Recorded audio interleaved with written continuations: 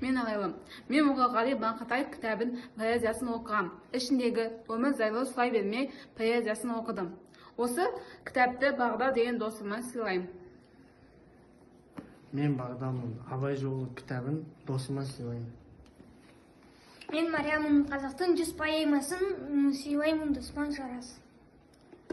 Мен Жараспын. Кәусар бұлақ кітабын оқыдым, оны досыма сыйлаймын. Мен Раушанмын. Мен Жамыл Жалаев кітабын оқыдым. Мен Ақмаржан деген досыма сыйлаймын. Менің есімім Ақмаржан. Осы Мағжан Жұмабаев жолында жолын оқыдым. Осы кітапты аралымға сыйлаймын.